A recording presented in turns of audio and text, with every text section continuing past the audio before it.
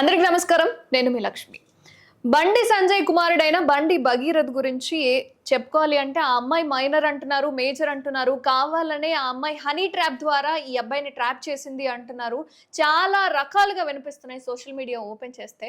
మరి అసలు నిజమేంటి? నిజంగానే ఆ అబ్బాయిని ట్రాప్ చేశారా, లేదా ఈ అమ్మాయిని ఆ అబ్బాయి ట్రాప్ చేశారా ఏంటి అన్న పూర్తి వివరాలు క్లియర్ కట్గా మనకి ఎవరైనా ఒక వ్యక్తి వివరించాలి అంటే అది ఖచ్చితంగా శేఖర్ భాష గారే. సో నిజాలు ఏంటి అనేది ఆయన అడిగే తెలుసుకుందాం. నమస్కారం శేఖర్ భాష గారు. ఏంటండి అసలు బండి భగీరథ్ మీద ఉన్న ఈ కేసు అనేది, ఫోక్సో కేసు అనేది నిజంగా ఎవరు తప్పించలేని కేసు అది. మరి ఫోక్సో కేసుని నిజంగానే వాడుకుంటున్నారా, లేదా హనీ ట్రాప్ అనేది జరిగిందా ఏంటి అసలు?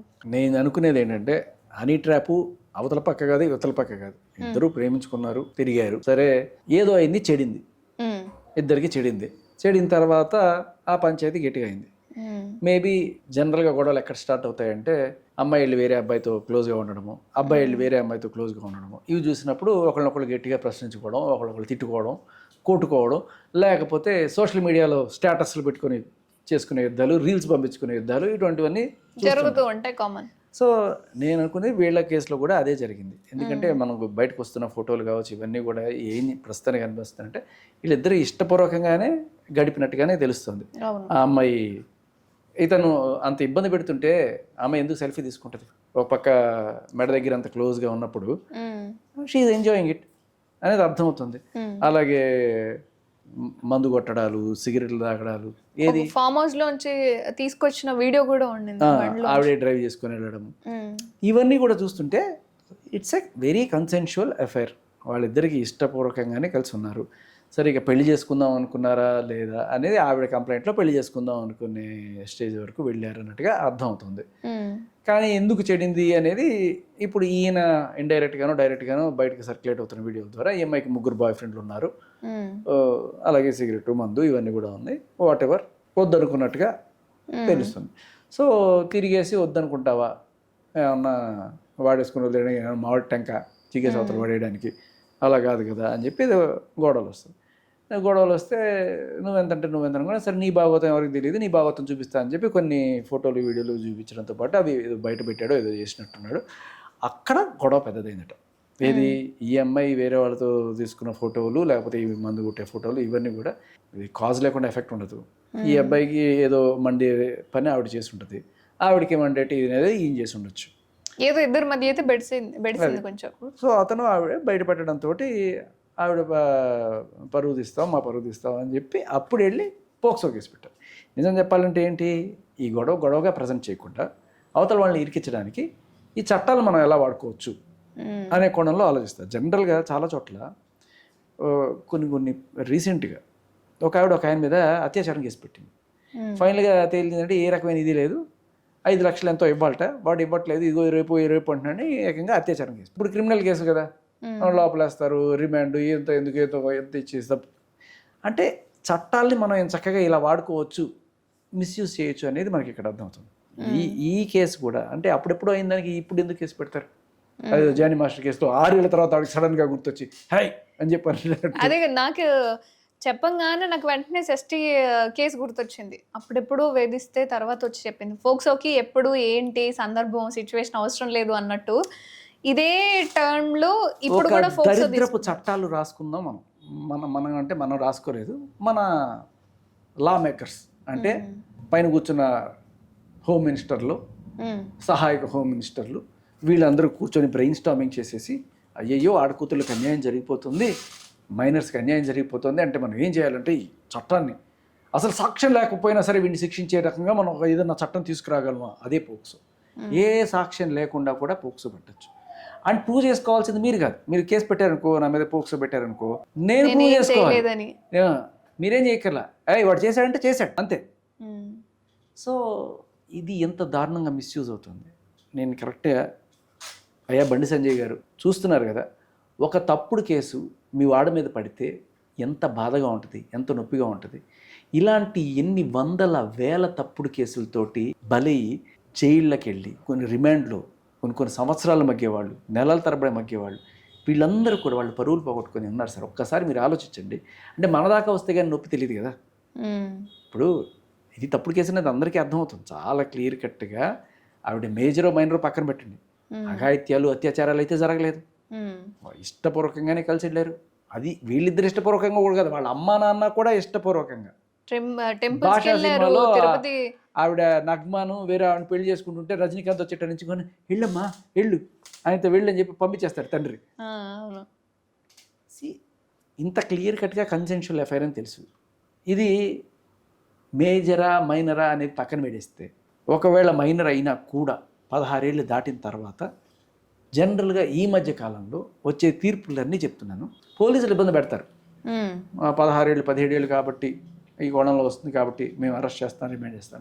బట్ జడ్జిల దగ్గరికి వెళ్ళినప్పుడు వాళ్ళు పదే చెప్తున్నారు ఇది కన్సెన్షువల్ అఫైర్, దీన్ని మనం ఇలా ఆవిడకి మెచ్యూరిటీ ఉంది అని నేను పరిగణిస్తున్నాను కాబట్టి ఈవిడ్ని నేను మైనర్గా పరిగణించట్లేదు, ఆవిడ డిసిషన్స్కి ఆవిడే బాధ్యులు కాబట్టి నేను కేసు కొట్టేస్తున్నాను అని చెప్పి 1 కాదు 2 కాదు కొన్ని వందల తీర్పులు బయటకు వస్తున్నాయి ఇలాంటి కేసుల్లో. మధ్యప్రదేశ్లో ఒక కోర్టు అయితే 14 ఏళ్ళ ఒక అమ్మాయి, ఆ అమ్మాయి వయసు దాన్ని ఏమంటారు స్టేట్మెంట్లో సర్టిఫికేట్ మీద 14 ఏళ్ళు ఉంది, కానీ ఆవిడ చూస్తే అలా అనిపించట్లా. She knows what she is doing అని నేను ఫీల్ అవుతున్నాను కాబట్టి అతన్ని నిర్దోషిగా విడుదల చేస్తున్నాను. ఎప్పుడు వాడు 1 సంవత్సరం పాటు రిమాండ్లో మగ్గిన తర్వాత, ఇవాళ వాడు నిర్దోషట. ఈ సంవత్సరం అంతా ఎవరు తెచ్చిస్తారు? సో అంత దారుణంగా ఉన్నాయి చట్టాలు. నేను అడుగుతున్నా బండి సంజయ్ గారు, ఒక తప్పుడు కేసు మీ వాడి మీద పడితే మీకు ఎంత నొప్పి అవుతుందో ఇవాళ మీకు తెలుస్తుంది కదా. ఇలాంటి వందల వేల తప్పుడు కేసెస్లో 498A కావచ్చు, ఫేక్ రేప్ కేసులు కావచ్చు, ఫేక్ పోక్సో కేసులు కావచ్చు, ఇలాంటివి పెట్టి ఎంతమంది జీవితాలను బద్నాం అవుతున్నాయి. ఇప్పటికైనా మీరు కళ్ళు తెరిచి, ఇదే బాధ ప్రజలు పడుతున్నారు, మీ కొడుకుని మీరు రక్షించుకుంటారు సార్, మీ డబ్బులు ఉన్నవాళ్ళు పెద్ద లాయర్లను పెట్టుకుంటారు, లేకపోతే సిస్టమే మీ చేతిలో ఉంది కాబట్టి రక్షించుకోవచ్చు మీరు.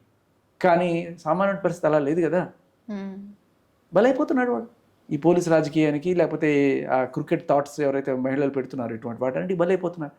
సో దయచేసి ఈ చట్టాల్లో మార్పులు తీసుకురండి. ఒకప్పుడు 2012 దాకా 16 ఏళ్ళకి అమ్మాయికి కన్సెంట్ ఇచ్చే వయసు, మేజర్ కాదు, అంటే పెళ్లి చేసుకోవడానికి 18 ఏళ్ళే, కానీ శృంగారంలో పాల్గొనడానికి అమ్మాయి ఒప్పుకోవడం అనేది 16 ఏళ్ళకి ఇవ్వచ్చు అనేది 2012 దాకా ఉంది. రాను రాజుగారి గురం గాడిదన్నట్టుగా, అంటే 2012లో ఉన్న జనరేషన్కి ఇప్పుడున్న జనరేషన్కి మీరేమంటారు? అప్పటికన్నా ఇప్పుడు బెటర్గా ఉన్నారా, లేకపోతే ఇప్పుడు ఇంకా పాపం అమ్మాయికి అయిపోయారు? అమ్మాయిలు బెటర్గానే ఉన్నారు. 2012లో 16 ఏళ్ళ అమ్మాయికి తెలిసింది, 2018లో లేకపోతే 2026లో 14 ఏళ్ళ అమ్మాయిలకి 15 ఏళ్ళ అమ్మాయిలకే తెలుస్తుంది. అయినా కూడా 14-15కి ఎవరు అడగట్లా. సార్ 16 ఏళ్ళ వరకు పెట్టండి సార్, హైకోర్టు జడ్జిలు రికమెండ్ చేస్తున్నారు. ఎక్కువ కేసులు కూడా వచ్చేస్తున్నాయి. జనాలు అంటే కుటుంబాలు చితికిపోతున్నాయి. జస్ట్ కేసు పెట్టేసాం ఇంకేం లేదు, మా తనుకు చావండి అన్నట్టుగా అరెస్టులు చేయడాలు. ఇప్పుడు బండి భగీరథ్ మీద ఈ ఫాల్స్ ఎలిగేషన్ కావచ్చు, లేదా ఆయన నిజంగానే చేసినా నిజంగా ఇప్పుడు రాజకీయంగా ఎలిగేషన్, ఇప్పుడు ఏంటి ఎలిగేషను? నేను ఇష్టపూర్వక, మీరు ఆ కంప్లైంట్లో చూడండి, లాస్ట్న అమ్మాయి సమ్మతించింది అయినా కూడా అమ్మాయి మైనర్ కాబట్టి తీసుకోండి అని రాశాడు ఆయన. జస్ట్ బికాజ్ 2012లో ఈ చట్టం వచ్చింది కాబట్టి, 2012 ముందు అయితే ఆవిడ కేసు కూడా కట్టలేదు దీనికి. ఎందుకంటే ఇద్దరు ఇష్టపూర్వకంగా తిరిగి ఇప్పుడు వచ్చి ఇటండి నాటకాలు ఆడకండి అని పంపించేస్తారు. ఇప్పుడు 2012లో అయితే ఇదే పోలీస్ స్టేషన్లో జరిగేది ఇది. బట్ ఇప్పుడు కాబట్టి ఆ చట్టం ఒకటి తీసుకొచ్చారు, దరిద్రాన్ని మనం తీసుకొచ్చిన వాళ్ళు కూడా మహానుభావులు వీళ్ళే, భారతీయ న్యాయ సంహిత అని చెప్పి పట్టుకొచ్చి ఇటువంటి అడ్డమైన చట్టాలన్నీ పట్టుకొచ్చారు. సో ఇప్పుడు ఎవరు తీసిన గొంతలో వాళ్ళే పడతారంటారు చూసారా, ఇలా జనాలందరూ పడుతుంటే అని చెప్పి ఎంజాయ్ చేస్తున్నారు ఇన్నాళ్ళు. మేము ఢిల్లీకి వెళ్ళి 2 సార్లు ధర్నా, 2000 మంది కార్యకర్తలతో వెళ్ళి జంతర్ మంతర్లో ధర్నా చేశారు. ఇలాంటి తప్పుడు కేసులు, తప్పుడు 498 కేసులు ఇవన్నీ కూడా వస్తున్నాయి. మగాళ్ళ కోసం మెన్స్ కమిషన్ ఒకటి కావాలి. అతుల్ సుభాష్ చచ్చిపోయాడు, ఇలా 100 మంది చచ్చిపోతున్నారు, ఆత్మహత్యలు చేసుకొని చచ్చిపోతున్నారు. వీళ్ళకి వీళ్ళు బతుకుతారు బాగానే. తప్పుడు కేసే క్లియర్ కట్గా, ఆయన ఏ అఘాయిత్యాలు చేయాలి, అత్యాచారాలు చేయాల, ఈవిడ ప్రోద్బలంతోనే వెళ్ళారు. బయటకు రాసుకునేటప్పుడు కంప్లైంట్ అట్లాగే రాసుకుంటారు, బయటకు వచ్చి మేజర్ కాదు కాబట్టి మేము తీసుకోండి అంటారు. అవకాశవాదం అంటారు దీన్ని. అంటే ఇప్పుడు వాళ్ళు డబ్బులు అడిగారో, లేకపోతే ఈ అబ్బాయిని పెళ్లి చేసుకోమన్నారో, లేదా ఆ అమ్మాయికి ఏమన్నా 3-4 బాయ్ ఫ్రెండ్స్ ఉన్నా సరే, రాజకీయంగా ఇప్పుడు బండి సంజయ్ గారిని నమ్మిన వాళ్ళు చాలా మంది ఉన్నారు. ఆయన్ని కేంద్రమే నమ్మి కేంద్రానికి రప్పించుకున్న పరిస్థితులు. ఇప్పుడు ఆయన పరిస్థితి ఏంటి? అయోమయం లాగా మారిపోయింది. ప్రజలలో ఖచ్చితంగా ఒక నెగిటివ్ కార్నర్ అనేది ఖచ్చితంగా ఏర్పడుతుంది.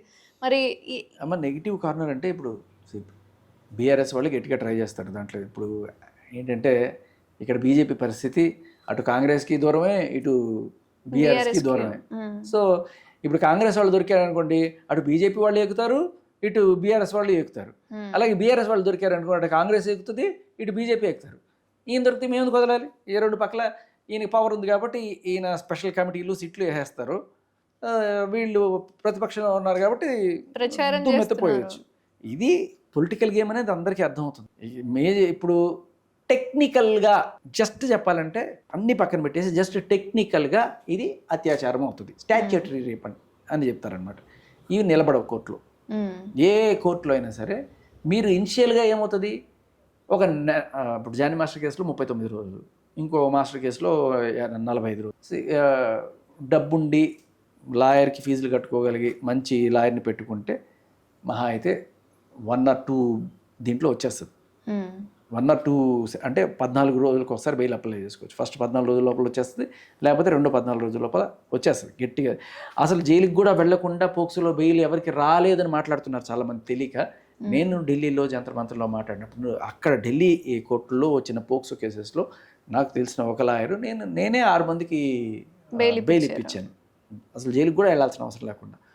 సో ఇప్పుడు పోక్సోలో బెయిల్ రాదు అంటే బెయిల్ రాదు అన్నప్పుడు బెయిల్ అప్లై చేసుకునే అవకాశం ఎందుకు ఇస్తున్నావు? డబ్బుల కోసమా? కోర్టు ఖర్చుల కోసమా? లాయర్ ఖర్చుల కోసమా? కాదు కదా. అయితే పెట్టేయండి, బయటికి బోర్డే పెట్టేయండి, లేకపోతే చట్టం చేయండి, పోక్సోలో బెయిల్స్ అనేవి ఇవ్వబడవు, అప్లై చేసుకోవద్దని పెట్టండి. బెయిల్ ఎందుకు? ఆ అవకాశం ఉంది కాబట్టే కదా. సో జనరల్గా ఏంటంటే చట్టం వేరు, ప్రొసీజర్ వేరు, సాంప్రదాయం వేరు. ఇదొక సాంప్రదాయం. ఏంటి, జడ్జిలందరూ కూడా కేసు సివియారిటీ సెక్షన్ బట్టి చూస్తారు. అక్కడ ఏం జరిగింది జరగలేదనే చాలాసార్లు పక్కకి వెళ్ళిపోతుంది. ముఖ్యంగా చాలామంది సెషన్ కోర్ట్స్లో ఉన్న జడ్జిలు అప్పుడే ఎగ్జామ్స్ రాసి జడ్జి టెస్ట్ పాస్ అయ్యి వచ్చి కూర్చున్న వాళ్ళు కొంతమంది, ఇలా చాలామంది ఉంటారు. జనరల్గా మనం ఎందుకు రిస్క్ తీసుకోవద్దు, ఈ సెక్షనా వెళ్ళరాపో, 3వసారి కనబడు, డ్రగ్స్ కేసా 45 days, కానీ ఈ లోపల అప్లై చేసుకుంటూనే ఉంటారు. బట్ వీళ్ళకి ఏంటంటే మనం సేఫ్ సైడ్గా ఇచ్చేద్దాం తీర్పు, ఎందుకు వచ్చిన మనకి ఎందుకు రిస్క్ అంటే ధైర్యంగా ఇది నిజంగా తప్పు లేదు, ఒక నిజంగా బాధితుడు అవుతున్నాడు అని చెప్పి ఒక న్యాయమూర్తి లాగా దమ్మున్న తీర్పులు ఇచ్చేవాళ్ళు చాలా తక్కువ మంది. ఇందిరాగాంధీ గారు ప్రైమ్ మినిస్టర్గా ఉన్నప్పుడే నీ ప్రైమ్ మినిస్టర్ ఎన్నిక చెల్లదు అని ఒక జడ్జి తీర్పు ఇచ్చాడు అలహాబాద్ కోర్టు. ఏం చేశారు, బయటికి వెళ్ళి తీర్పు చెల్లదని చెప్పి ఒక పెద్ద చట్టం తీసుకొచ్చారు. సరే జరిగితే అంత దమ్మున్నది ఎవరికి? జడ్జెస్కి.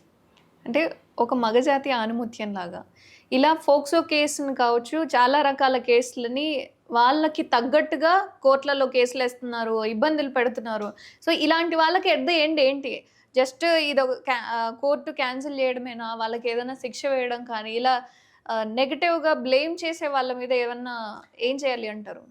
మైనర్లు అయినా సరే ఇప్పుడు తప్పుడు కేసులు పెడితే వాళ్ళ తల్లిదండ్రులను బాధ్యం చేయాలి. ఇప్పుడు ఈవిడ విషయంలో ఒక్కసారి గమనించండి, 15 ఏళ్ల టైంలో డ్రైవింగ్ చేస్తూ దొరికిపోయి ఆ కేసు. సరే మైనర్ కాబట్టి ఈవిడి తప్పు కాదు, ఎవరి తప్పు? తల్లిదండ్రులే కదా బాధ్యులు. ఇప్పుడు ఆవిడ ఏమన్నా గుద్దేస్తే ఆవిడకి కారు ఎందుకు ఇచ్చారు? వాళ్ళని కదా లోపల పెట్టాలి. ఓకే, ఆవిడ మందు కొడుతుంది, సిగరెట్లు తాగుతుంది, ఎవరిది తప్పు? తల్లిదండ్రులే కాకుండా ఎవడైతే ఆవిడకి మందు అమ్మాడో, ఆ బార్ వాడో, లేకపోతే ఆ పబ్ వాడో, లేకపోతే ఆ సిగరెట్ షాప్ వాడో, ఆ హుక్కా షాప్ వాడో, ఎవడైతే వాడు, వాళ్ళందరూ కూడా ఒక మైనర్ కమ్మిదని. కానీ ఈవిడ నేను మైనర్ అని ఒక బోర్డు వేసుకుని తిరుగుతుందా? తిరగదు కదా. బైపొచ్చు అక్కడ రాసిన డేట్ ఆఫ్ బర్త్లు వేరు, చెప్పేవి వేరు, ఇలాగే ఉంటాయి. ఎవరికి తెలుస్తుంది? ఇప్పుడు ఒక అమ్మాయి ఒడ్డు పొడుగు గట్టిగా ఉండి చేస్తే మేజర్ అని అనుకుంటారు, అలా వాళ్ళు ఇచ్చి ఉండొచ్చు. కానీ అంటే ఇప్పుడు కోర్టులో పెట్టిన ఎవిడెన్స్ ఏవైతే ఉన్నాయో వాటన్నింటి బట్టి కూడా వీళ్ళు కావాలనే చేస్తున్నారేమో అన్న థాట్లో కూడా కనిపిస్తుంది. బికాస్ ఆవిడ ఒక టెస్ట్కి వెళ్ళినప్పుడు మ్యాక్సిమం ఒక 15 years ఉన్నాయంట ఇప్పుడు 2020లో. మరి ఇప్పుడు 26 అయినప్పుడు మ్యాక్సిమం ఉంటే 15 + 5 20 అయినా ఉండాలి, 2021. ఈ 2021 అంటే ఆ అమ్మాయి ఎప్పటికీ కూడా మైనర్ అయ్యి ఉండదు. బట్ 15 కాదు, నాకు అప్పటికి 13 or 12 అన్నట్టు చూపిస్తూ ఉన్నారు. 2 ఆధార్ కార్డులు, 2 పాస్పోర్ట్లు, సో రెండుగా చూపిస్తూ ఉన్నారు. దేనికి అనేది కూడా వినిపిస్తున్నాయి వాద. చాలా రోజుల క్రితం క్రికెట్లో చూస్తుంటాం కదా, పాకిస్తాన్ తరపు నుంచి ఒక ప్లేయర్ ఫాస్టెస్ట్ సెంచరీ కొట్టాడు అప్పట్లో. 20 balls ఎంతో కొట్టాడు. ఇతను 16 ఏళ్ల వయసులోనే ఈ ఘనత సాధించాడు. అందరూ చప్పట్లు కొడుతుంటే జెఫ్రీ బాయ్కోట ఎవరో ఉన్నారు ఆయన, ఇతనికి 16 ఏళ్ళు అంటే నాకు ఇంకా 9 ఏళ్ళే అన్నాడు ఆయన. ఓకే. అంటే చూడ్డానికి దిట్టంగా మనిషి ఇలా ఉన్నాడు, సిక్స్లు బాతున్నాడు, హీఈస్ కేపబుల్ ఆఫ్ 2025. మరి తప్పుడు సర్టిఫికేటా లేకపోతే ఆయన పువ్వు పుట్టగానే పరిమళించి అంత పెద్దవాడయ్యాడా తెలీదు. బట్ ఆయన 16 ఏళ్ళు అని ఆన్ రికార్డ్ చూపిస్తారు. రికార్డులన్నీ కూడా ఇంత తక్కువ వయసులో కొట్టినవి అని పేర్లు ఉంటాయి అన్నమాట. అలా మనిషికి తేడా ఉంటుంది. అవన్నీ మానేసి మనం 18 ఏళ్ళు అని పెట్టుకుంటే కొంతమంది తొందరగానే పెద్దవాళ్ళు అవుతారు, పరిమళిస్తారు. కొంతమంది 20 ఏళ్ళు వచ్చినా కూడా వాడికి ఇంకా ఏంటి అన్నట్టుగా నామాయకులు ఉంటారు. సో మనం ఒక గీత గీసేసుకొని 18 ఏళ్ళు అనుకోవడం పొరపాటు. కానీ బట్ స్టిల్ హైకోర్టు రికమెండేషన్ అన్నీ కూడా 16 దగ్గరే ఉంది. ఇప్పుడు తీర్పులన్నీ కూడా 16 దాటితే అవన్నీ కూడా మేజర్లానే కన్సర్న్ చేస్తున్నారు. వాడికి బుర్ర ఉండే బుద్ధి ఉండే వాడితో కలిసి వెళ్ళింది. అత్యాచారం అయితే వేరు, బలవంతం. ఇప్పుడు ఈయన ఈ బండి భగీరథ్ అనే ఆయన ఆ అమ్మాయిని బలవంతంగా కాలేజీకి వెళ్తుంటే వ్యాన్ వేసుకొచ్చి షప్ మనలాగి లోపల తీసుకెళ్ళిపోయి బలవంతంగా గన్ను పెట్టి ఎలా ఏమన్నా చేస్తే ఖచ్చితంగా అది అత్యాచారం. అలా చేసిన వాళ్ళకే సరిగా కేసులు కూడా అలా చేస్తే కూడా ఇదే శిక్ష. ఆవిడంతటికి ఆవిడకి ఇష్టం వచ్చినా కూడా చేస్తే ఇదే శిక్ష. ఇప్పుడు ఏమంటారు అంటే అత్యాచారానికి ప్రేమకి హద్దులు చెరిపేశారు. చాలా కంఫర్టబుల్గా ఏ ఆడపిల్ల అయినా సరే ఆవిడకి ఎప్పుడు కోపం వస్తే అప్పుడు నా మీద వీడు అత్యాచారం చేశాడు అంటే కన్సెన్షువల్ రిలేషన్షిప్లో ఉన్న ఒక్క భార్యకి మాత్రమే ప్రస్తుతానికి ఇది లేదు, బాయ్ ఫ్రెండ్ గర్ల్ ఫ్రెండ్ కావచ్చు, ఎవరైనా సరే కన్సెన్షువల్ రిలేషన్, ఆఖరికి ప్రాస్టిట్యూట్ అయినా కావచ్చు. ఆ రోజు వీడు వచ్చాడు, వీడి నా మీద అత్యాచారం చేశాడు అని చెప్పి కేసు పెట్టచ్చు. ఇష్టపూర్వకంగానే కలిసి ఉన్నా కూడా పొద్దునే వెళ్ళి లేదండి నాకు ఆ టైంలో ఇష్టం లేకుండే అత్యాచారమే పెట్టండి కేసు అంటే, లేదు ఇష్టపూర్వకంగా అన్నట్టు వీడియో కూడా ఉంది అని చూపించాడు అనుకోండి, ఏదన్నా అక్కడ ఏదన్నా సీసీ కెమెరాలో ఆవిడ ఇష్టపూర్వకంగా ఉన్నట్టు చూపించాడు అనుకోండి, నువ్వెందుకు చేసావు కాదు వీడు నాకు చాక్లెట్లో మత్తు మందు కలిపి కూల్ డ్రింక్లో మత్తు మందు కలిపి ఇలా చేశాడు. ఇప్పుడు బండి భగీరథ కూడా అనొచ్చు ఏంటి, ఈవిడ అన్నం తినిపిస్తుంది ఆయనకి ప్రేమగా, ఆ అన్నంలో వయాగ్రా కలిపి ఈయన్ని ప్రేరేపితం చేసి అలా చేసే విధంగా ఆవిడ చేసింది అని చెప్పచ్చు కదా. ప్రూఫ్లు ఏమి ఉండవు దీనికి. వాళ్ళు చెప్తే ఎంత హాస్యాస్పదంగా ఉందో ఇది కూడా అంతే హాస్యాస్పదం. హే అని చెప్పి నవ్వుకోవచ్చు. ఇవాళ రేపట్లో వస్తున్న 100 కంప్లైంట్లు చూస్తే ఇష్టపూర్వకంగానే. ఇప్పుడు అంతెందుకమ్మా, మొన్న ఒక అమ్మాయి ఇంజనీరింగ్ కాలేజీలో, విజ్ఞాన జ్యోతి ఇంజనీరింగ్ కాలేజీ బచ్చుపల్లి, వెళ్ళి కేసు పెట్టింది ఒక అబ్బాయి మీద. ఏంటి, ఓయో రూమ్లో తీసుకెళ్ళట. ఓయో రూమ్కి వెళ్తే అత్యాచారం చేశాడు. ఓయో రూమ్కి వెళ్తే అత్యాచారం చేయడం ఏంటి? ఓయో రూమ్లో నువ్వు ప్రార్థన చేద్దానికి వెళ్ళావా లేకపోతే చదువుకోవడానికి వెళ్ళావా? అందరికీ మీకు నాకు అర్థం అవుతున్నది. పోలీసులు మాత్రం ఏది అసలు అమాయకులు వీళ్ళు మైనర్లుగా పెట్టాలి పోలీసులు. వీళ్ళకి పాపం ఏం తెలియదు అక్కడ ఏం జరుగుతుంది, కేసులు పెడతారు. అయ్యే పాపం ఓయో రూమ్కి తీసుకెళ్ళి అమ్మాయి ఓయో రూమ్కి వస్తే అలా అత్యాచారం చేస్తారు. ఆవిడని ప్రశ్నించడానికి ఎవరు లేరు ఇక్కడ. అదే కదా, ఆవిడని ప్రశ్నించారు మన మీడియా కాదు, పోలీస్ కంప్లైంట్లు కూడా ఇస్తారు. ఇష్టపూర్వకంగానే కదమ్మా ఓయో రూమ్కి వెళ్తా కన్సెంట్ అని అనుకుంటారంటే, లేదు సార్ చాక్లెట్లో మత్తు మందు కలిపి కూల్ డ్రింక్లో మత్తు మందు కలిపి. అంతెందుకు హర్ష సాయి మీద కేసు పెట్టింది ఒక ఆవిడ, అత్యాచారం కేసు పెట్టినప్పుడు అన్నీ బయటకు వచ్చినాయి. నీ కళ్ళు కృష్ణుడిలా ఉంటాయి, నీ బుగ్గలు బూరిలా ఉంటాయి అని చెప్పిన రికార్డులు అన్నీ ఉన్నాయి. మరి ఇది కన్సెన్షువల్ కదా అంటే లేదు, కూల్ డ్రింక్లో మత్తు మందు కలిపెట్ట ఆయన. 100 కేసులు తీసుకోండి, అన్నీ ఇవే ఉంది. లేకపోతే బ్లాక్మెయిల్ చేశాడని చెప్పచ్చు. సరే ఇంకోటి అడుగుతారు వెంటనే ఏంటంటే, సరే కూల్ డ్రింక్లో మత్తు మందు కలిపి ఫస్ట్ టైం అలా అయింది కదమ్మా, మరి రెండోసారి మూడోసారి నాలుగోసారి ఎందుకు ఇచ్చేసావు? దీనికి లాయర్ల దగ్గర ఒక పర్ఫెక్ట్ బుక్ ఫార్మేట్ ఉంటుంది అనమాట. ఫస్ట్ టైం అలా జరుగుతున్నప్పుడు వీడియో తీసి అది బయటకు చూపిస్తానని పదే బెదిరించి సంవత్సరం పాటు అత్యాచారం చేశారు. బాగుంది కదా, సరిపోయింది కదా, లాజిక్ పాయింటే అన్నట్టుగా. సో ఇలాంటి అంటే రోజు ఇవే కేసులు, 100 మంది, ఆధారాలు ఏమీ ఉండవు. సో ఆడపిల్లని కదండి నేనేం ఆధారాలు చూపిస్తాను అంటే, మగాడైతే వాడికి శక్తి వల్ల ఆధారాలు వస్తాయా? నీకు బలాన్ని బట్టి ఆధారాలు వస్తాయా, తెలివిని బట్టి ఆధారాలు వస్తాయి? ఒకసారి అలా చేసాడు అన్నప్పుడు నెక్స్ట్ టైం అయినా సరే ఏదైనా చేసుకుని పెట్టుకోవచ్చు కదా. ఇలా చేస్తున్నాడు వీడిని, కంప్లైంట్లు పెట్టడము, అరెస్టులు చేయించడము, జైల్లో పెట్టించడము, రిమాండ్లో పెట్టించడము. ఈ లోపల పోలీసులు దండుకునేది వాళ్ళు దండుకుంటారు, లాయర్లు దండుకునేది వాళ్ళు దండుకుంటారు. ఇంకెందుకులేండి, ఇంకా ఆ పైకి వెళ్తే ఏమేమి జరుగుతాయి. సో అన్ని రకాలుగా ఎక్స్టార్షన్ చేయడానికి పనికొచ్చే సెక్షన్లు. మొగుడు మీద పెట్టింది 498 కావచ్చు, ఈ 376లు 3 పెళ్లి చేసుకుంటా అని ప్రామిస్ చేసి విత్డ్రా చేసుకున్నాడు.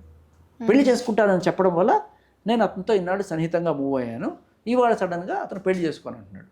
తప్పే, నేను ఒప్పుకుంటాను, తప్పే. ఓకే, దానికి శిక్ష ఎందుకు వేస్తారు?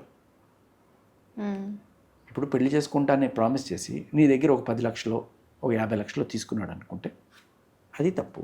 ఆ 50 లక్షలు తిరిగి ఇప్పించడమో దానికి వడ్డీతో కలిపి ఇప్పించడమో చేయండి. బట్ పెళ్లి చేసుకుంటానని ప్రామిస్ చేసి నన్ను వాడుకున్నాడు కాబట్టి వాడికి అత్యాచారం అంట.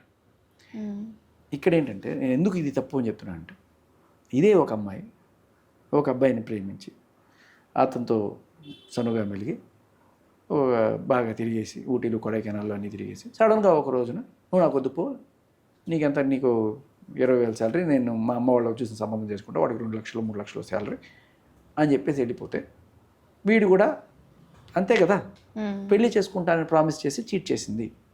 ఇప్పుడు అంతెందుకు ఈ ధర్మేంద్ర కేసు ఏంటి కొత్తగా వచ్చింది, అశ్విరెడ్డి. ఆ ధర్మేంద్ర మీద పెళ్లి చేసుకుంటానని ప్రామిస్ చేసి 10 కోట్ల దాకా వసూలు చేసుకుని డబ్బులు పక్కన పెట్టండి. అసలు డబ్బులే తీసుకోలేదు అనుకోండి, పెళ్లి చేసుకుంటానని ప్రామిస్ చేసి నన్ను ఇన్నాళ్ళు నాతో సంసారం చేసి వాళ్ళు వద్దంటుందండి అని అతను వెళ్ళి కేసు పెడితే వెళ్ళి పక్కకి వెళ్ళి ఆడుకో బాబు, ఇద్దరు తిరిగారు, ఎంజాయ్ చేశారు, ఆవిడ రీజన్స్ ఆవిడకు ఉంటాయి, వదిలే, అంతే. ఆడవాళ్ళకు ఒక న్యాయం, మగాళ్ళకు ఒక న్యాయం ఉండకూడదు కదా ఆ లెక్కన. ఇప్పుడు అందులో ఆవిడ తప్పలేదంటారు అయితే? ఎవరు తప్పలేదు? అశ్వరెడ్డి. డబ్బుల విషయం మాట్లాడద్దు. ఎవరైనా సరే ఒక రిలేషన్లో ఉండి what ever reason it could be, సడన్గా ఒకరోజు కంపు కొడుతున్నాడు, సడన్గా ఒకరోజు నచ్చలేదు, ఏం చేస్తా, నచ్చలేదంటే నచ్చలేదు, బలవంతంగా అట్టే పెట్టుకోవడానికి బానిసలు కాదు కదా. ఎవరైనా అమ్మాయి అయినా అబ్బాయి అయినా సరే యువర్ ఫ్రీ విల్. సో చాలామంది మనం ప్రచారం చేసేదంటే మన girls yes no it's no. అమ్మాయి నీతో ప్రేమలో ఉండొచ్చు కాక, మీరు అందరూ అబ్బాయిలు తెలుసుకోవాల్సిన విషయం ఏంటంటే, మీతో కొన్నాళ్ళు అమ్మాయి ప్రేమగా ఉంది, ఏదో ఒక రీజన్ ఆ అమ్మాయి ఒక రోజున వద్దనుకుంటుంది, సరే నువ్వు బతిమాలకు ఏదో ఒకటి చేసుకో, అయినా వద్దనుకుంటుంది, వదిలే. అంతకు మించి నువ్వు నాతో తిరిగావు కదా, 1 సంవత్సరం తిరిగావు కదా, 2 ఏళ్ళు తిరిగావు కదా, నువ్వు డాషు డీషు ఏం మాట్లాడదు. చట్టం ఏం చెప్తుంది అండ్ మీరు 2026లో ఉన్నారు కాబట్టి అప్డేట్ అవ్వండి. సో నథింగ్, వదిలేసి మీ పని మీరు చూసుకోవాలి. నాకు మోసం జరిగింది, నేను మందు కొడతా, నేను ఆత్మహత్య చేసుకుంటా, అది నీ కర్మ. It is their right. వాళ్ళు ఏ క్షణమైనా మీకు నో చెప్పచ్చు. కాబట్టి be prepared when you enter to relation. అలాగే ఇది అబ్బాయిలకు కూడా వర్తించాలి. వీళ్ళు కూడా ఏ క్షణమైనా నో చెప్తే, ఏ కారణాలైనా కావచ్చు, no means no, respect man also. ఎప్పుడు ఇది నేను తప్పు పడతాను అంటే, ఈ అబ్బాయి ఈ అమ్మాయిని పెళ్లి చేసుకుంటానని ప్రామిస్ చేసి మోసం చేసి ఉండొచ్చు కాక, ఓకే. చట్టం ఎప్పుడైతే అమ్మాయి కూడా అశ్వరెడ్డి కేసులో ప్రామిస్ చేసి మోసం చేసింది కాబట్టి ఆ అమ్మాయి మీద అత్యాచారం కేసు పెట్టండి, లేకపోతే 10 ఏళ్ళు జైలు శిక్షణ పెట్టండి, అదే సెక్షన్ పెట్టగలరా మీరు? ఆ రోజున దీని గురించి మాట్లాడండి. మనసు అనేది ఇద్దరికి మనసే కదా, అబ్బాయికైనా అమ్మాయికి. విరిగిపోయినప్పుడు ఇద్దరు బాధపడతారు. బాధపడినప్పుడు కొంతమంది సూసైడ్ చేసుకోవచ్చు, కొంతమంది మందు కొట్టుకోవచ్చు, కొంతమంది జీవితంలోకి పెళ్ళంటే విరక్తి చెందొచ్చు, ఏమైనా జరగచ్చు. మనసు ఇద్దరికి మనసే. మరి అబ్బాయికి జరిగితే ఏమీ లేదా, నోరు మూసుకొని వెళ్ళాలి. దెన్ ఆడవాళ్ళు కూడా అలాగే చేయండి. Rule is rule for all. చట్టం అందరికీ సమానమే కదా, అలా కానివ్వండి. ఇప్పుడు వచ్చే చట్టాలు కూడా అలాగే వస్తుంది. చిన్న కాజ్ చూపించినా చాలు, అంతెందుకు మీకు అరవసరం ఎదురు ఆవిడ ఎవరో ఆల్రెడీ పెళ్ళి, 2వ పెళ్ళి, ఆయన వీడియోలు చాలా వచ్చాయి కదండి. వీడియోలు రావండి. ఇప్పుడు ఇద్దరు కలిసి వాళ్ళు ఇష్టపూర్వకంగా ఉన్నారు, అంతే. నీకు ఇష్టపూర్వకంగా ఉండాలంటే ఉండు. ఆయన వద్దనుకుంటే బలవంతంగా ఆయన కుక్క కట్టేసుకోవడానికి ఆయన రీజన్స్ ఆయనకు ఉంటాయి. సరే చెప్తే చెప్తారు, లేకపోతే లేదు. బట్ ఇదే చెప్తున్నా, ఒక ఆడపిల్ల వద్దనుకుని వెళ్ళిపోతే నువ్వేం అడగడానికి ఎట్లా లేదు, ఆయన వెళ్ళిపోతే కూడా అడగడానికి లేదు. ఇప్పుడు అదే ప్రూవ్ అయింది కదా. ఏం చేశారు ఆయన? 2 పెళ్ళిళ్ళు చేసుకొని 3వసారి చేసి నాకు అన్యాయం జరుగుతుంది. ఇప్పుడు నీకు ఆల్రెడీ ఒక పెళ్ళి అయింది, ఇంకోసారి నీ భర్త వదిలేశాడు, ఇంకా నాకు పెళ్లి జరగదు అనుకోలేదు కదా, ఇంకో పెళ్లి చేసుకున్నావు కదా. ఇప్పుడు నీ జీవితానికి ఏమన్నా డోకా లేదు కదా. ఇప్పుడు ఈయన వదిలేశాడు, నా జీవితం ఏమైపోతుందని ఏం లేదు కదా. ఇంకో పెళ్లి చేసుకున్నావు కదా, నువ్వు ఇంకో పెళ్లి చేసుకుంటావు.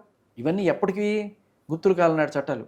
ఆడపిల్ల గురించి ఒక రూమర్ వస్తే, లేకపోతే ఒకసారి పెళ్ళి అయితే ఇంకోటి ఎవడు పెళ్లి చేసుకుంటాడు. ఎక్కడున్నాం మనం? పెళ్ళిళ్ళు చేసుకోవడానికి, మల్టిపుల్ ఎఫ్ఐఆర్లు పెట్టుకోవడానికి మనం 2026లో ఉంటాం.